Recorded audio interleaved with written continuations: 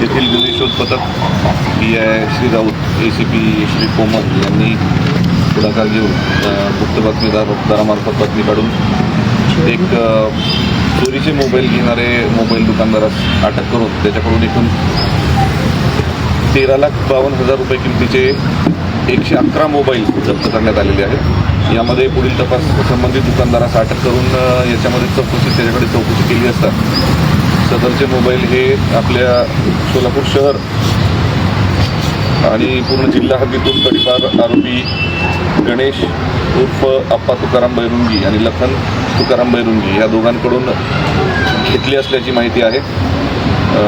या दोघांनाही साधारण डिसेंबर 2025मध्ये तडीपार करण्यात आलं होतं आणि या गुन्ह्यामध्ये त्या दोघांचा सुद्धा शोध घेण्यात येत आहे आणि त्या दोघांनाही अरेस्ट करण्यात येईल।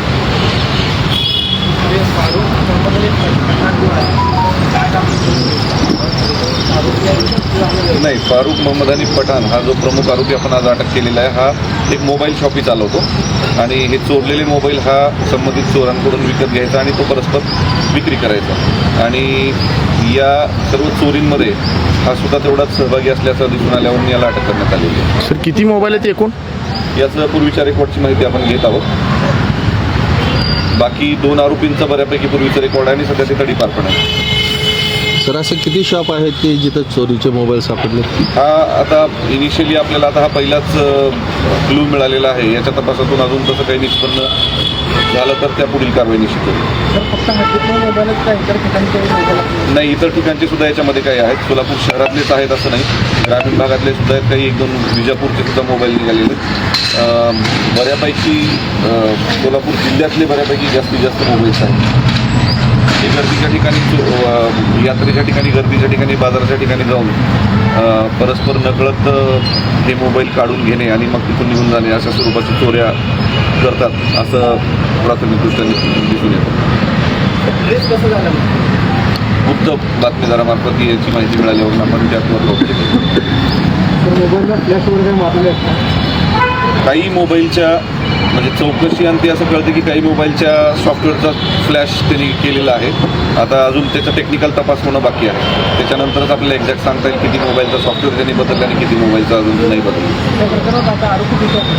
सध्या आरोपी 1 अटक आहे, अजून 2 फरार आहेत।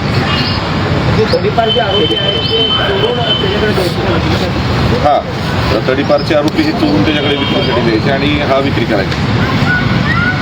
सर हे ज्यांचे मोबाईल आहेत त्यांना मी प्रक्रिया कशी असणार आहे, म्हणजे कसं हँडओव्हर करताल आपण ते? आता त्याच्या IMEI वरून आपण काही मोबाईलच्या बाबतीत आपल्याकडे गुन्हे दाखल आहेत, काही मोबाईलच्या बाबतीत आपण आता आज रिसेंटली गुन्हे दाखल केलेले आहेत। त्याच्या IMEIच्या आधारे आपण त्याच्या मालकांचा शोध घेऊन त्यांच्यापर्यंत पोहोचून मग त्यांना ते हँडओव्हर करण्यात येईल।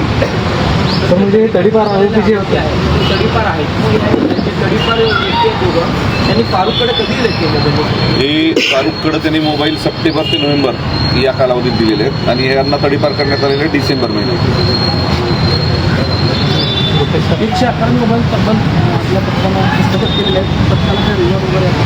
निश्चित या पथकाला रिवॉर्ड देण्यासंदर्भात मी माननीय पोलीस आयुक्त सोलापूर शहर यांना आजच तसा अहवाल त्यांच्याकडे सादर केला।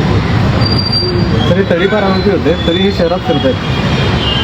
नाही, हे चोरी झाली नसेल मोबाईल हे जे विकत घेतलेले आहेत हे साधारण सप्टेंबर, ऑक्टोबर आणि नोव्हेंबर या 3 महिन्यात विकत घेतलेले आहेत आणि हे तडीपार आरोपी तडीपार डिसेंबरमध्ये झालेले आहेत। त्याच्यामुळं तसं तर काही अजून निदर्शनास आलेलं नाही।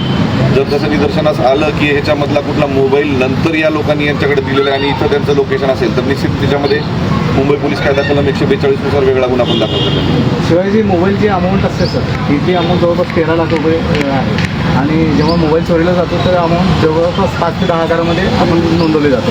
अमाऊंट 13 लाख टक्के नाही, असं काही नाही, 5 ते 10 हजार नोंदवली जाते अशातला भाग नाही।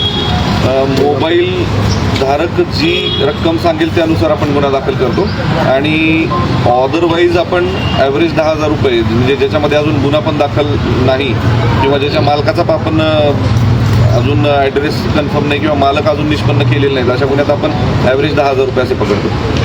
तर बऱ्याच बऱ्याच ठिकाणी जुने जे मोबाईल ते मोठ्या प्रमाणात खरेदी विक्री. विक्री केले जातात. पोलिसांच्या दृष्टीनं हे किती घातक आहे, काय आव्हान करणार? नाही, जुने मोबाईल खरेदी विक्री करणं हे काही चूक नाही. जुने मोबाईल विक्री करत असणाऱ्या व्यक्तीकडे त्याची पावती आहे किंवा नाही याची खबरदारी त्या संबंधित दुकानदारांनी घेणं आणि तो मोबाईल चोरीचा नाही याची खात्री त्यांनी करणं आवश्यक आहे. अदरवाईज हा जुना मोबाईल तो घेऊ शकतो आणि परस्पर विकू पण शकतो, तर त्यात काही लिमिटेशन नाही आहे.